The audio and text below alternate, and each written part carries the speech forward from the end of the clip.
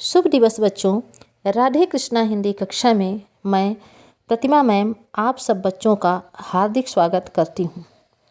आज मैं आपके सामने पुरूरवा उर्वशी नामक पाठ के उर्वशी खंड की व्याख्या प्रस्तुत करने जा रही हूँ। थोड़ा सा यहाँ पे संदर्भ जो है वो बदलेगा, जो इस प्रकार से होगा। प्रस्तुत पद्यांश राष्ट्र कवि रामधारी सिंह दिनकर द्वारा रचित महाकाव्य उर्वशी से हमारी पाठ्यपुस्तक के काव्य खंड में संकलित उर्वशी शीर्षक काव्य के अंश से उद्धृत है। तो ये आपका हो गया प्रसंग। अब आइए, ये आपका हो गया संदर्भ। अब थोड़ा सा हम प्रसंग पे ध्यान देते हैं। प्रसंग इस तरह से होगा। उर्वशी पुरूरवा के प्रणय निवेदन का उत्तर देने के बाद अपना परिचय देते हुए कहती हैं, मतलब ये जो आपका भाग है उसमें उर्वशी अपना परिचय पुरूरवा को दे रही हैं। उर्वशी कहती हैं, पर क्या बोलूं, क्या कहूं, हे राजन, मैं अपने हृदय की बात आपसे क्या कहूं और कैसे कहूं। भ्रांति यह देह भाव, स्त्री की काया का जो देह भाव है,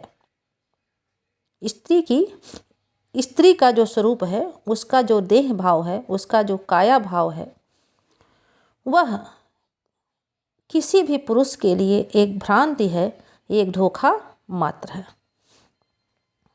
मैं मनोदेश की वायु व्यग्र व्याकुल चंचल, वास्तव में मैं मनोदेश किसी भी व्यक्ति के काल्पनिक और मानसिक देश की व्याकुल, व्यग्र, बेचैन, व्याकुल और चंचल वायु हूँ। मैं किसी भी व्यक्ति के काल्पनिक और मानसिक देश में स्थित व्यग्र अर्थात बेचैन, व्याकुल, आकुल कर देने वाली, चंचल, स्वतंत्र वायु के समान हूँ। अवचेत प्राण की प्रभा, मैं मनुष्य के अवचेतन में स्थित, अवचेत मतलब अवचेतन अर्थात अंतर्मन में स्थित प्राण की प्रभा हूँ, प्राण का प्रकाश हूँ। चेतना के जल में, और मैं मनुष्य के चेतना रूपी जल में खिले हुए रूप, रंग, रस और गंध सुगंध से परिपूर्ण साकार कमल, खिले हुए कमल के समान हूँ। मैं नहीं सिंधु की सुता, मैं सिंधु की पुत्री अर्थात समुद्र की पुत्री नहीं हूँ। तलातल अतल वितल पाताल छोड़, यहाँ पे देखिए 7 लोकों की बात की गई है। धरती के नीचे 7 लोक हैं जिनमें कुछ की चर्चा यहाँ की गई है, दिनकर जी ने किया है। तो कह रही हैं, मैं तलातल अतल वितल धरती के भीतर स्थित पाताल आदि लोकों को छोड़कर बाहर नहीं आई हूँ। मतलब मैं धरती के भीतर स्थित तलातल अतल वितल पाताल आदि लोकों को छोड़कर, त्याग कर आपके सामने उपस्थित नहीं हुई हूँ। नीले समुद्र को फोड़ शुभ्र, मैं नीले रंग के समुद्र को भेद कर शुभ्र, श्वेत, झलमल, झिलमिलाते हुए फेनांशुक, फेन रूपी, प्रदीप्त, प्रकाश से परिपूर्ण अंकुश, फेनांकुश मतलब फेन रूपी वस्त्र, तो फेन रूपी प्रदीप्त प्रकाश से परिपूर्ण अंकुश वस्त्र को पहनकर नाचती उर्मियों के सिर पर, नाचती हुई उर्मियाँ मतलब लहरों के शीर्ष पर, मस्तक पर बैठकर महातल से मैं नहीं निकली, समुद्र के तल से मैं बाहर नहीं निकली हूँ। मैं नहीं गगन की लता, मैं आकाश लोक में पुष्पित और पल्लवित तारकों के बीच में पुलकित मतलब तारों के बीच में आनंद से रहने वाली कोई फलने फूलने वाली लता भी नहीं हूँ। कहने का मतलब यह है कि मैं आकाश लोक में स्थित तारे रूपी फलों और फूलों से लदी हुई सदा आनंदित रहने वाली कोई लता भी नहीं हूँ। मैं नहीं व्योमपुर की बाला, मैं आकाश लोक की, अंतरिक्ष लोक की कोई स्त्री भी नहीं हूँ। विदु की तनया चंद्रिका संग। अब यहाँ पे ये लाइन जो है इसको आप नीचे से इस तरह से मिलाएंगे, नहीं किरण के तारों पर झूलती हुई भू पर उतरी। इसके बाद फिर ये वाला अर्थ आएगा, पूर्णिमा सिंधु की परम उज्ज्वल आभा तरंग। तो अन्वय करके पढ़ते हैं।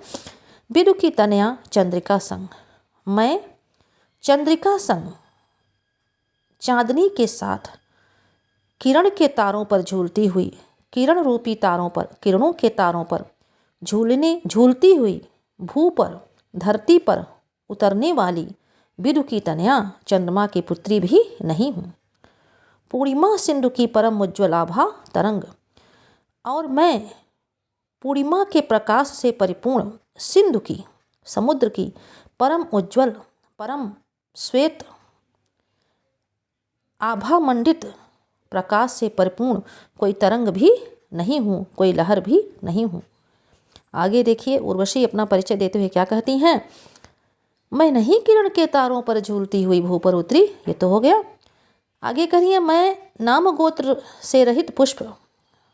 हे राजन, मैं नाम और गोत्र से रहित, नाम और गोत्र के बिना पुष्प हूँ, किसी खिले हुए पुष्प के समान हूँ। भाव ये है कि हे राजन, मेरा ना तो कोई नाम है और ना तो मेरा कोई गोत्र है। मैं ऐसे पुष्प के समान हूँ, ऐसे खिले हुए पुष्प के समान हूँ जिसका कोई परिचय नहीं है।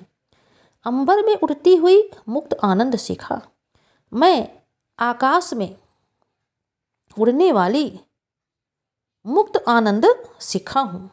मैं आकाश में स्वतंत्र रूप से विचरण करने वाली आनंद रूपी लपट हूँ, आनंद रूपी शिखा अर्थात ज्वाला हूँ। इतिवृत्तहीन, इतिवृत्त मतलब इतिहास जिसका ना हो, तो मेरा कोई इतिहास नहीं है, मतलब ये नहीं पता कि मेरी उत्पत्ति कैसे हुई। यहाँ अगर देखिए तो ये अपने आप को ब्रह्म के रूप में चित्रित कर रही हैं, सौंदर्य चेतना की तरंग। मैं मनुष्य के अर्थात मानव मन को आनंद से परिपूर्ण करने वाली, उमंग से परिपूर्ण करने वाली सौंदर्य रूपी चेतनता की लहर हूँ। सौंदर्य रूपी चैतन्य तरंग अर्थात लहर हूँ जो मानव मन को सदैव उत्साह के भाव से भरती रहती है। सुर नर किन्नर गंधर्व नहीं, मैं ना तो देवता हूँ, ना नर, ना मानव हूँ, ना किन्नर हूँ और ना गंधर्व हूँ। हे प्रिय, मैं केवल एक अप्सरा हूँ। हे प्रिय, मैं केवल एक अप्सरा हूँ। आगे देखिए क्या कहती हैं। विश्ववानर, यहाँ लिखा है विश्ववानर, लेकिन है ये विश्ववानर, ये मानव का पर्यायवाची है कि अतृप्त इच्छा सागर से समुद्भूत। हे राजन, मैं मानव के अतृप्त असंतुष्ट इच्छा रूपी सागर से समुद्भूत हुई हैं, मतलब समुद्भूत उत्पन्न हुई हूँ। जन जन के मन की मधुर वहीन, मैं प्रत्येक व्यक्ति के मन में स्थित एक मीठी आग हूँ, मतलब मन में जलने वाली एक मीठी आग हूँ। प्रत्येक हृदय की उजियाली और प्रत्येक हृदय को मैं प्रकाश से भरने वाली हूँ। नारी की मैं कल्पना चरम, नर के मन में बसने वाली। मैं प्रत्येक मनुष्य के मन में बसने वाली असीम कल्पना हूँ जो उसके हृदय में नारी के रूप में निवास करती है। भाव ये है कि मैं प्रत्येक नर के मन में बसने वाली, प्रत्येक व्यक्ति के अर्थात प्रत्येक पुरुष के मन में नारी के रूप में बसने वाली चरम कल्पना हूँ, असीम कल्पना हूँ। विषधर के फण पर अमृतवर्ती, मैं विषैले नाग के फन पर स्थित टीका हूँ जो अमृतवर्ती बत्ती के समान दिखाई पड़ता है, बत्ती के समान लगता है। मतलब मैं विषधर नाग के फन पर स्थित टीके के समान हूँ जो बत्ती के समान लगता है। उद्धत अदम्य बर्बर बल पर रूपांकुश छीड़ मिराल तार। मैं उद्धत, उद्दंड, अदम्य, आताई, जिसको आप जंगली भी बोल सकते हैं, बर्बर, एक मिनट, उद्धत अर्थात उद्दंड, अदम्य, देखिए यहाँ पे थोड़ा सा गलत हुआ था इसलिए मैं सुधार कर रही हूँ। उद्धत, उद्दंड, अदम्य, आदमित, जिसका दमन न किया जा सके, जो बहुत बलशाली हो, और बर्बर, आताई या जंगली, बल पर रूपांकुश, रूप का अंकुश लगाती हूँ, और छीड़ मिराल तार, और उसे क्या करती हूँ, मिराल अर्थात कमल नाल के डंडी के समान तार तार करके छीड़ कर देती हूँ, कमज़ोर कर देती हूँ। तो ये तो हो गया शाब्दिक अर्थ। चलिए एक बार फिर से इसके भाव और व्याख्या को समझते हैं। उर्वशी कह रही हैं, मैं किसी भी उद्धत, उद्दंड, अदम्य, महाबलशाली, बर्बर, आताई पुरुष के रूपांकुश, पुरुष के बल पर अपने रूप का अंकुश लगाते हुए, अपने रूप का नियंत्रण करते हुए उसे मृणाल तार, कमजोर के उसे मृणाल कमल के नाल के समान तार तार करके क्या करती हूँ, छीड़ कर देती हूँ, कमजोर कर देती हूँ। मेरे सम्मुख नत हो रहते गजराज मत, मेरे सामने गजराज मत अर्थात मतवाले हाथी भी नतमस्तक हो जाते हैं। नत हो रहते मतलब नतमस्तक हो जाते हैं, अर्थात अपने सिर को झुकाकर खड़े हो जाते हैं। आगे देखिए क्या कह रही हैं, केसरी शरभ शार्दूल भूल निज हिंस भाव। मेरे सामने आने पर केसरी, शरभ अर्थात सिंह, बाघ, शार्दूल चीते भी अपने हिंसक भाव को छोड़ देते हैं, अर्थात वे दूसरों को खाने के भाव को छोड़ देते हैं, अपने हिंसा भाव को भूल जाते हैं। और गृह मृग समान, गृह मृग अर्थात पालतू हिरण, और पालतू हिरण के समान, ये निये विष शब्द नहीं है बल्कि निर्विष है।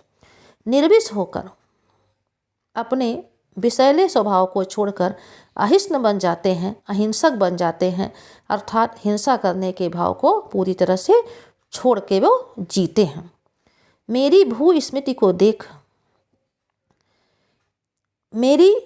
स्मृति अर्थात भ्रिकुटी संचालन को देखकर बलशाली पुरुष भी चकित हो जाते हैं, आश्चर्यचकित हो जाते हैं। मेरी भ्रिकुटी स्मृति संचालन को देखकर महाबलशाली पुरुष भी अवाक रह जाते हैं। तो पहले चकित है, आश्चर्य में पड़ जाते हैं, विस्मित हो जाते हैं, ये भी वही भाव है, चकित हो जाते हैं, विस्मित हो जाते हैं, और विभोर, और वे अपनी सुध बुध को खो देते हैं। सूरमा निमिष खोले अवाक रह जाते हैं। बड़े बड़े सूरमा भी मेरे सामने आने पर जब मेरे भ्रिकुटी संचालन को देखते हैं तो वे अत्यंत अचरज में पड़ने के कारण विस्मित हो जाते हैं, अपनी सुध बुध को खो देते हैं और अवाक रह जाते हैं, उनकी बोलती बंद हो जाती है, अर्थात वे कुछ बोल नहीं पाते हैं। श्लथ हो जाता स्वयमेव सिंजनी का कसव। मेरे सामने आने पर बड़े बड़े धनुर्धर भी शिथिल हो जाते हैं, अर्थात पहले ऐसे देखिए, मेरे सामने आने पर जो महान धनुर्धर होते हैं, धनुर्विद्या में जो प्रवीण पुरुष होते हैं, उनके भी सिंजनी का कसाव, मतलब सिंजनी मतलब धनुष की डोर का जो कसाव है वो श्लथ हो जाता है, स्वयं ही अपने आप ही ढीला पड़ जाता है और संशस्त करों से धनुष बाण गिर जाते हैं। संशस्त मतलब शिथिल, और उनके शिथिल हाथों से धनुष बाण स्वयं ही गिर जाते हैं। हे राजन, कामना वहिन की शिखा मुक्त मैं अनवरुद्ध, मैं कामना रूपी ऐसी आग हूँ जिसकी लपट, शिखा लपट मुक्त है, स्वतंत्र भाव से अनवरुद्ध बिना किसी के रोके स्वतंत्र भाव से विचरण करती रहती है। हे राजन, मैं कामना रूपी एक ऐसी आग हूँ जिसकी लपटें स्वतंत्र भाव से, मुक्त भाव से विचरण करती रहती हैं। मैं अनवरुद्ध हूँ, मुझे रोका नहीं जा सकता।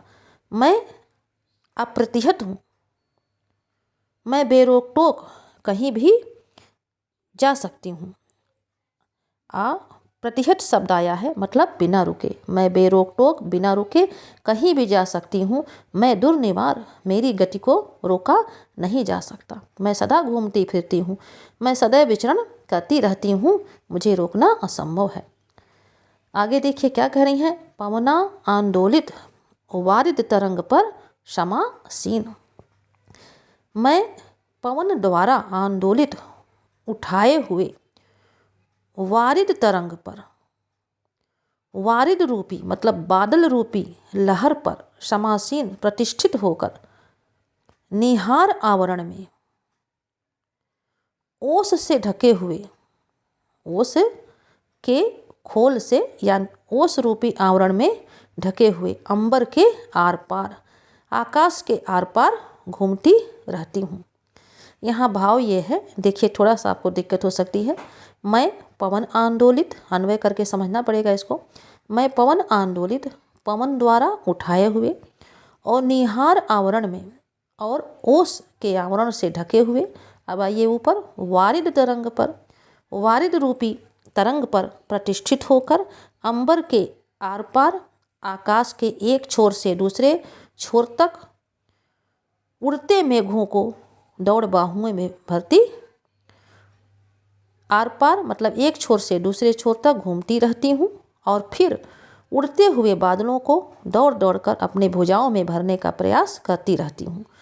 स्वप्नों की प्रतिमाओं का आलिंगन करती हूँ। कह रही हैं कि सामान्य रूप से स्वप्न में जो मूर्तियाँ आती हैं उनको कोई सामान्य व्यक्ति पकड़ नहीं सकता, लेकिन मैं स्वप्न में दिखाई पड़ने वाली प्रतिमाओं, मूर्तियों को भी पकड़ सकती हूँ, उन्हें भी अपने भुजाओं में भर सकती हूँ।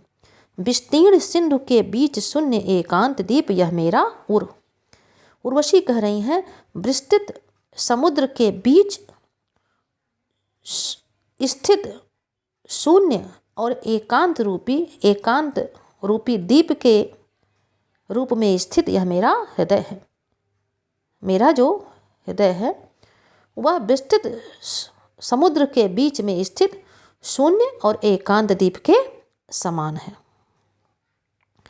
देवालय में देवता नहीं, केवल मैं हूँ। उर्वशी कह रही हैं, हे राजन, देवालय में मतलब किसी भी मंदिर में देवता के रूप में केवल मेरा ही स्वरूप है, मतलब देवता की उपासना नहीं होती, वहाँ देवता के रूप में मेरा ही अस्तित्व है। मेरी प्रतिमा को घेर उठ रही अगुर गंध, मेरी ही देवालय में स्थित मेरी ही मूर्ति को घेर कर, चारों तरफ से घेर कर अगुर नामक सुगंधित पदार्थ की सुगंध चारों तरफ फैलती रहती है। बज रहा अर्चना में मेरा नूपुर, मेरी ही उपासना में, अर्चना में मेरी ही अर्चना में, उपासना में मेरा नूपुर, मेरे ही पैरों का घुंघरू बज उठता है। अब देखिए आगे ये जो लाइन है, मैं कला चेतना का मधुमय, ये सब आपके पाठ्यक्रम के अनुसार नहीं है। ये उर्वशी महाकाव्य का हिस्सा यहाँ पे आ गया है, क्योंकि मैंने वहाँ से ये PDF निकाल के वीडियो बनाया है। तो आगे आपको यहाँ से मिलेगा जो आपके पाठ्यक्रम के अनुसार है। 2 लाइन। भू नभ का सब संगीत नाद मेरे निस्सीम प्रणय का है। हे राजन, धरती से लेके नभ आकाश तक जितने भी संगीत के स्वर हैं, धरती से लेके आकाश तक जितने भी संगीत के नाद हैं, स्वर हैं, वे सब मेरे ही असीम प्रणय का है। वे सब मेरे ही असीम प्रेम भाव के अनुसार हैं। धरती से लेके आकाश तक फैला हुआ जितना भी संगीत का स्वर है वो मेरे असीम प्रणय का है, असीम प्रेम भाव का है। सारी कविता जयगान एक मेरी त्रैलोक विजय का है। कविताओं में मतलब कवियों ने जो कविताएं की हैं उसमें जो विजय के गीत हैं वो तीनों लोकों पर मेरे ही विजय के गीत हैं। भाव ये है कि कविता में जो जयगान है वो मेरे त्रैलोक विजय का, मेरे तीनों